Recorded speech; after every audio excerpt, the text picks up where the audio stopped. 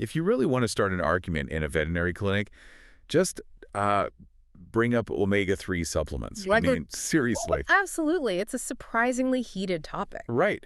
Because, you're probably standing in the pet store aisle right now or maybe scrolling online just staring at this massive wall of fish oil. And you're trying to figure out which bottle is actually going to help your dog's stiff hips. And the problem is, people are completely unaware that buying the wrong bottle, or even just storing it the wrong way, might actually be causing your pet more inflammation than it cures. Exactly. We all want our pets to live these, vibrant, pain-free lives. But navigating the supplement aisle has turned into this total minefield of slick marketing, misleading labels, and just really confusing dosages. Yeah, the sheer volume of conflicting information out there is staggering. I mean, people tend to treat supplements as these harmless little bonuses, right? Just a splash of oil over the kibble for a shiny coat. Yeah, the leaping salmon on the bottle makes it look so wholesome. Right, but when we zoom in on the molecular level, we are dealing with highly active metabolic compounds.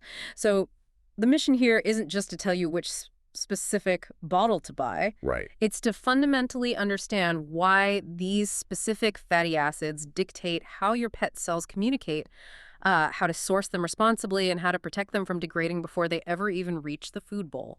And that is the exact mission for this deep dive. We are taking a massive stack of veterinary nutrition guidelines, clinical formulation data, and metabolic research to completely decode omega-3s for both dogs and cats. This is a lot of ground to cover. It is, yeah. We're going to figure out how these molecules actually rebuild joints and brains from the inside out. We'll compare fish, krill, and algal oils so you know what's actually in the bottle. And we'll provide a simple summary of the recommended daily EPA and DHA amounts so you aren't just guessing. Yes, the math. We'll walk you through the exact math. Right. And finally, we'll show you how to read those labels to identify high-quality ingredients and freshness, plus tips on storing them to prevent oxidation. Which is arguably the most important part. Oh, for sure.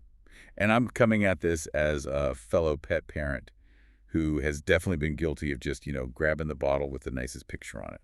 Well, we can certainly move past the leaping salmon today. I mean, the foundation of this entire topic really rests on two specific, highly complex molecules, which are EPA and DHA. Right. Those are the ones you see plastered all over the labels. Exactly. They are the active ingredients. You can think of them as the structural architects of the omega-3 family.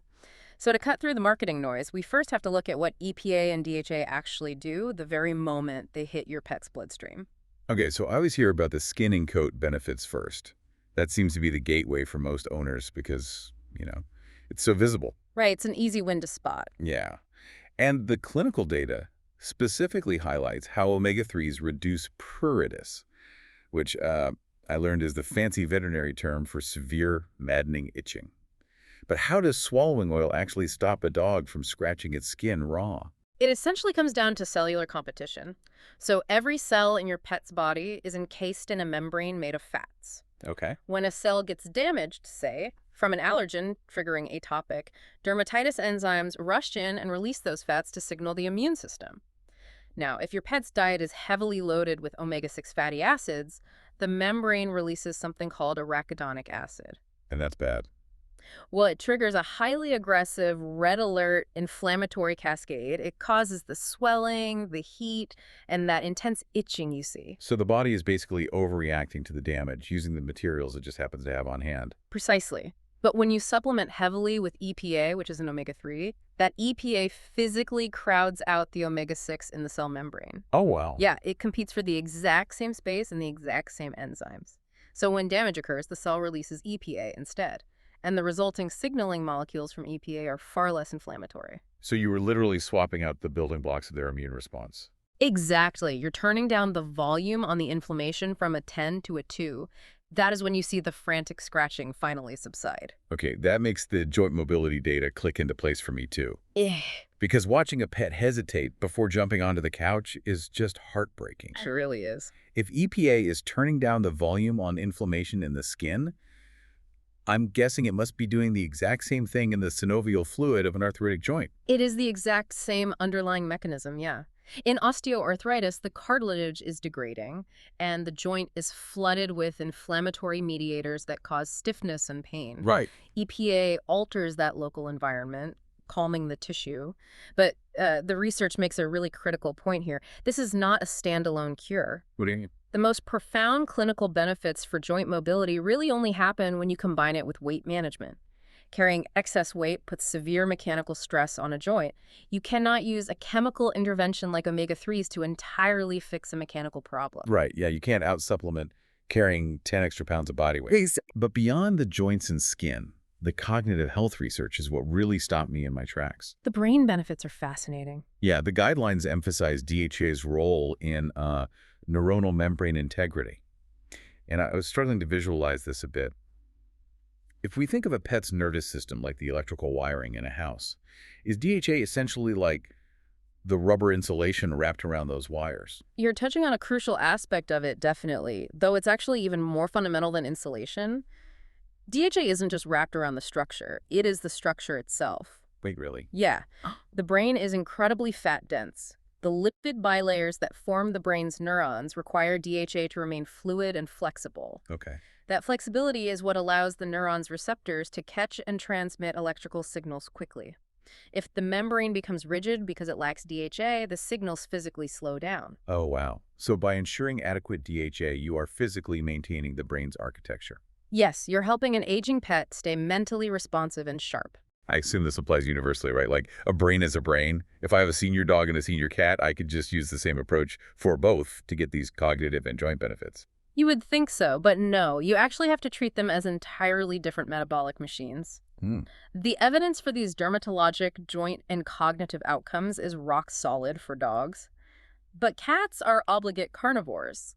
Their evolutionary path was so specialized that they completely lost the ability to efficiently synthesize or convert certain nutrients. Wait, I need to pause you there. What do you mean they lost the ability to convert nutrients? So in mammals, there is an enzyme delta-6 desaturase that can take plant-based omegas and convert them into EPA and DHA. Dogs have some limited capacity to do this. And cats. Cats have virtually zero. They must consume preformed EPA and DHA directly from an animal source.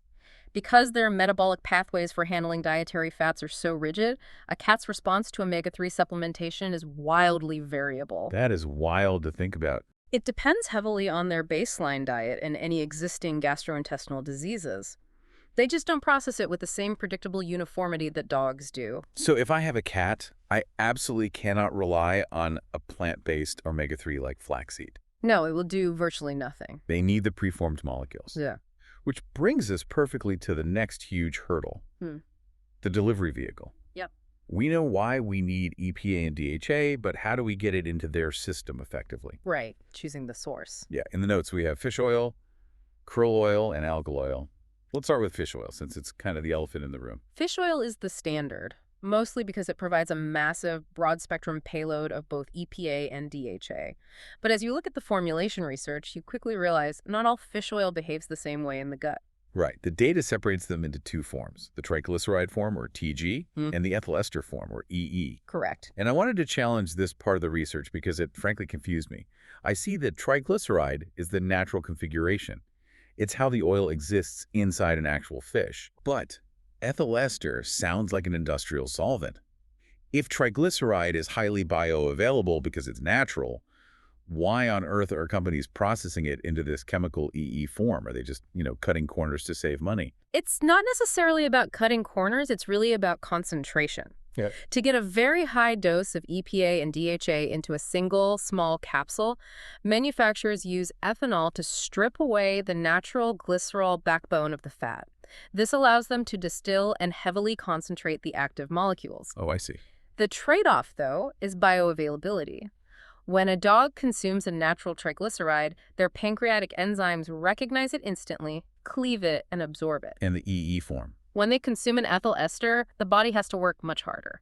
It has to break the ethanol bond, process it through the liver, and reattach it to a new glycerol backbone before it can actually be used. It's a slower, much less efficient metabolic process. Okay, so it's basically like the difference between eating a whole apple versus taking an isolated synthesized vitamin C pill. That's a good way to look at it. The whole apple is recognized by the digestive system instantly, while the isolated compound might be way higher in concentration, but harder for the body to actually utilize. That is a very helpful analogy. And veterinary nutritionists often favor the TG formulations simply because they don't force the pet's digestive tract to jump through those extra biochemical hoops.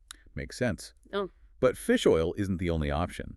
The clinical data also heavily explores krill oil, Yes, krill is very interesting. right? Those microscopic shrimp-like things.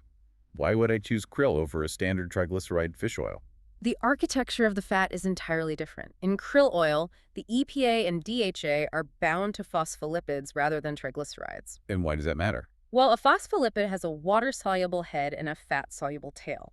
Because the walls of your pet cells are also made of phospholipids, some formulation scientists argue that krill oil can bypass certain digestive breakdown steps and deliver the fatty acids directly into the tissue much more efficiently. Oh, wow, that's clever. It is. And additionally, krill oil naturally contains a compound called astaxanthin. I see astaxanthin mentioned literally everywhere in the research. Mm. What makes it so special? It is a highly potent natural antioxidant. Astaxanthin physically spans the cell membrane, making it an incredibly effective scavenger of free radicals. Oh. In the context of the supplement itself, though, astaxanthin protects the fragile omega-3 molecules from degrading and spoiling while they're still just sitting in the bottle. It gives the oil remarkable stability. Let's look at the third major player here, algal oil. Algae. This is the marine bypass, basically the vegan option. Yes, algal oil is gaining a lot of traction. The guidelines note it is heavily DHA rich, though modern fermentation techniques are yielding EPA now too. My first thought here is allergies. The research mentions fish allergies in pets are rare, but if my dog has one, algal oil seems like the perfect loophole. It is an excellent clinical loophole for allergies, definitely, but it also taps into a much larger conversation about sourcing and sustainability. Right. Algae is actually where the fish get their omega-3s in the first place. Wait, really? Yeah. Fish don't make it, they accumulate it by eating algae. By harvesting algal oil directly, formulators are just cutting out the middleman. You are getting highly bioavailable DHA directly from the source without touching the marine ecosystem. Okay, so we've selected the source. Let's say I've decided on a highly bioavailable triglyceride fish oil, or maybe I'm going with algal oil for the sustainability factor. Now comes the part that terrifies most pet owners, the math. Yes, the dosing. Because getting the dose wrong isn't just ineffective, it can be dangerous. Let's provide a simple summary of the recommended daily EPA and DHA amounts. Dosing must be precise. You absolutely cannot rely on a generic pump from a bottle. The veterinary nutrition authorities have established clear therapeutic ranges. Okay, Leila Mani. For dogs, the target is between 20 and 55 milligrams of combined EPA and DHA per kilogram of body weight per day. And cats. For cats, the therapeutic window is narrower, sitting between 20 and 40 milligrams per kilogram per day.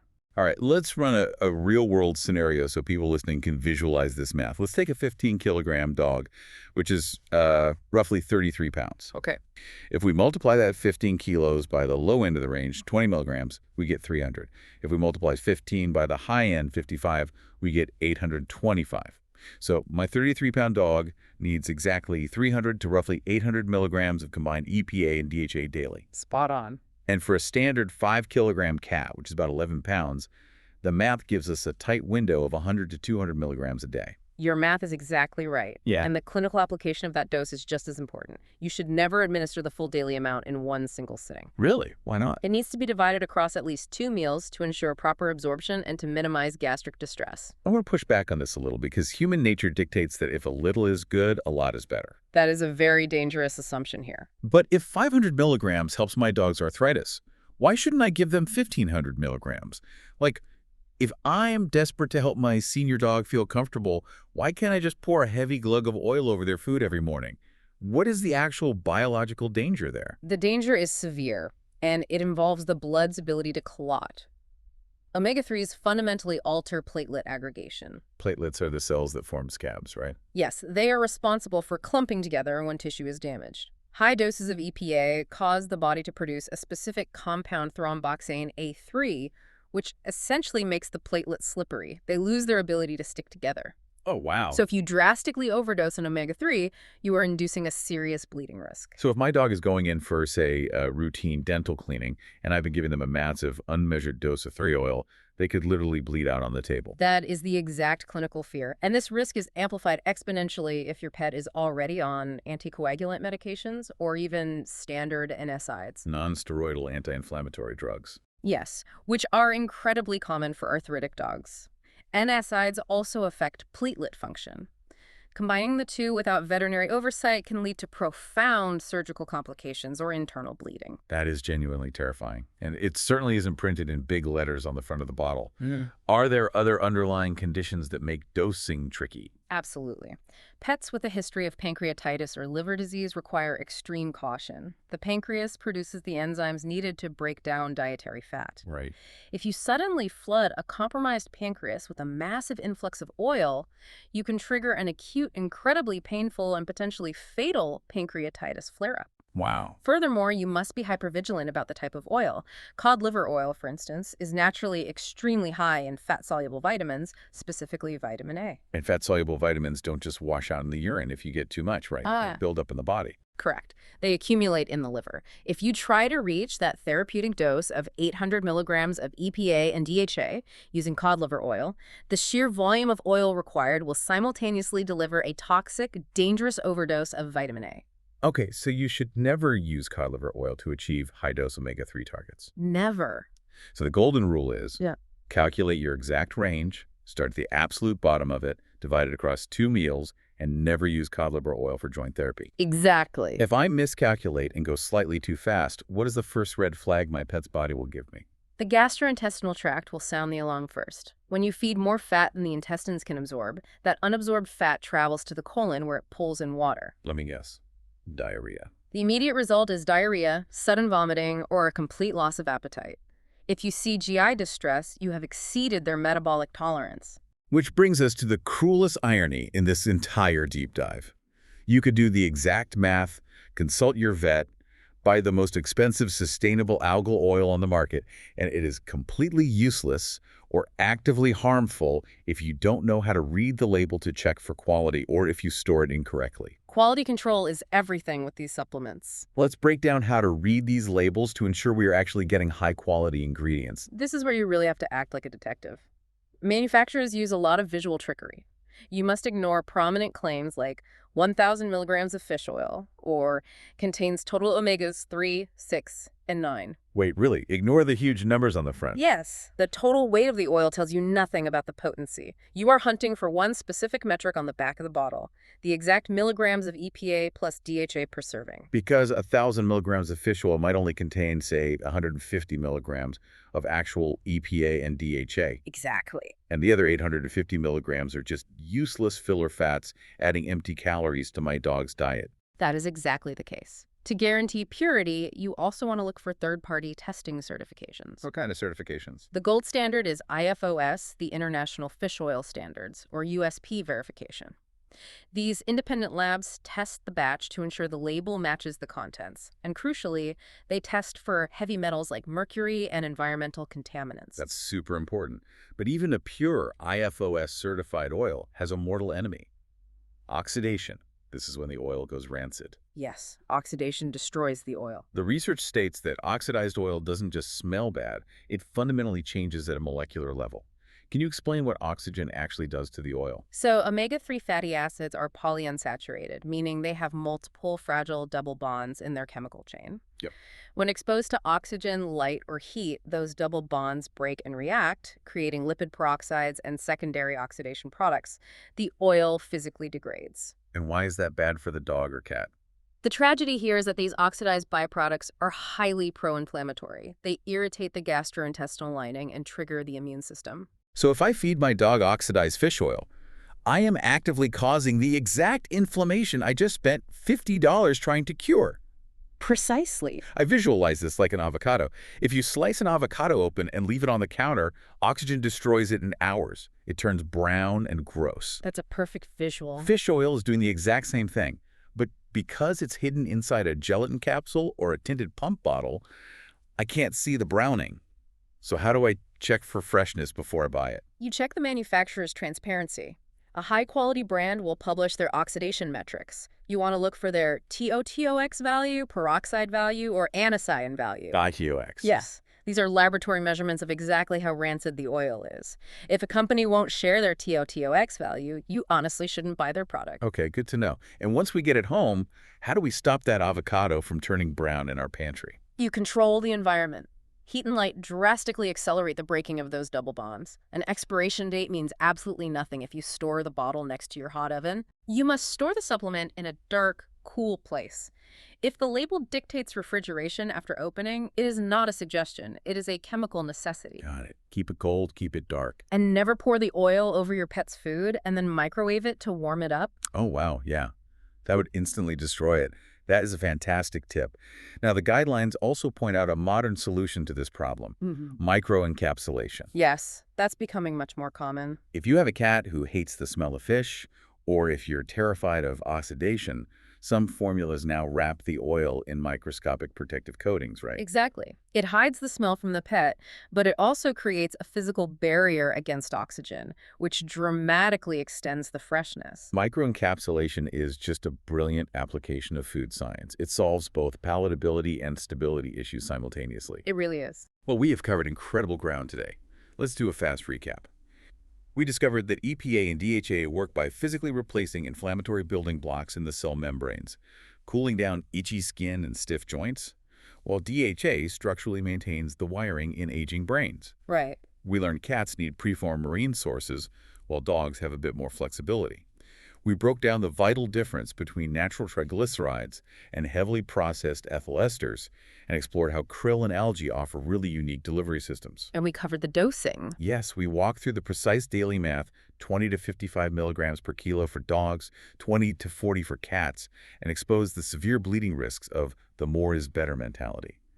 Finally, we learned to hunt for IFOs testing, exact EPA and DHA numbers, and to guard our supplements from heat and oxygen like our pet's health depends on it. Because it does. And synthesizing all of this formulation science leaves me contemplating a rather profound future.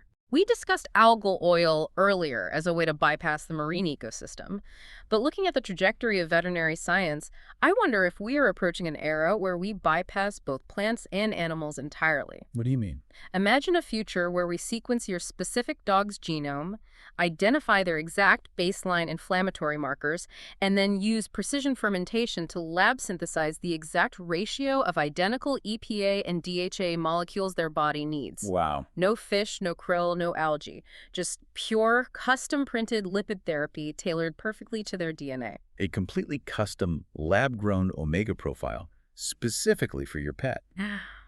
That is wild to think about. Yeah. Well, until we get 3D printed supplements, the next time you find yourself staring at that overwhelming wall in the pet store, you aren't just guessing anymore.